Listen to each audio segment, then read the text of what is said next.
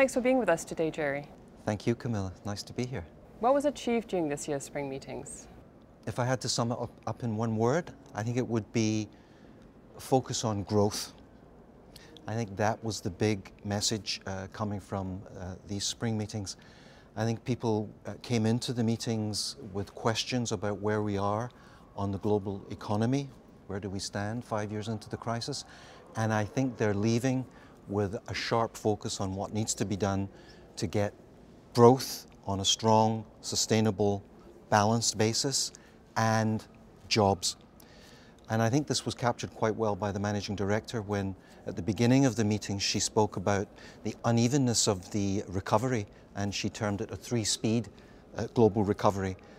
Well, coming out of the meetings, I think people are picking up on something else she said, which was, we don't need a three-speed recovery, we need a full-speed recovery where every part of the world can benefit in a more balanced way.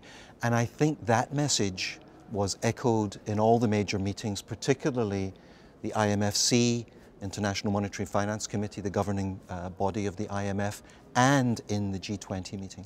Now, of course, not everybody agrees on how to achieve that full-speed recovery. What would you say were the most hotly debated policy issues? Well, I think there were probably three main buckets of issues. One is what's been called the austerity debate.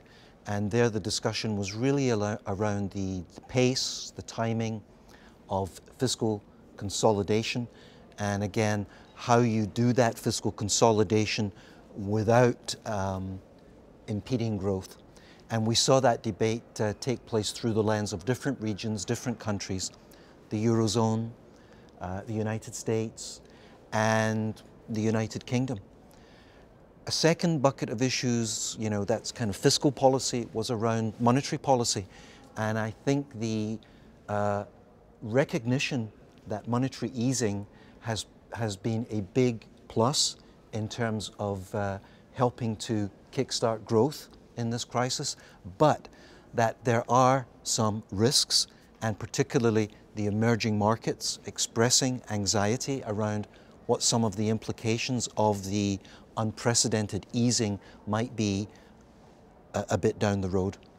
So fiscal, monetary. I think a third issue that emerged and where discussion took place was around what we call structural policies, product markets, labor markets, what can be done to free those markets up, again, to support jobs, to support growth.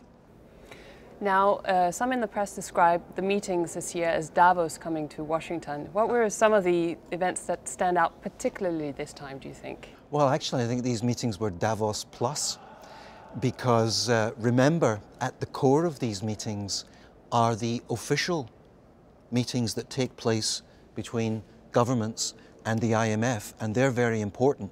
So it's kind of a Davos plus. But in terms of the other events at these meetings, I think the range of world-class seminars was, just that, world-class, and hence the Davos comparison.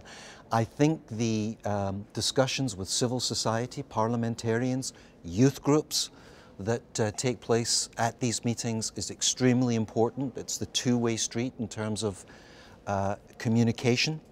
And a couple of press briefings that took place were really important. In fact, more than a couple, Middle East, Africa, Asia, Europe, Western Hem, Latin America, all these regional press briefings, very important. And well, amongst the events, if I may give my personal favorites, can I do that? Of course. Okay, two. One was the seminar on long-term global perspectives. I heard a lot of buzz about that it was really interesting, looking at what's going to happen to the global economy, looking into the future.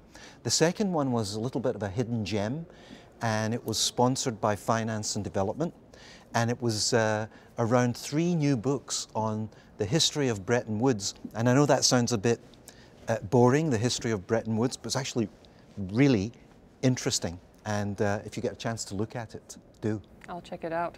Thank you so much for your time, Gerry. Thanks, Camilla.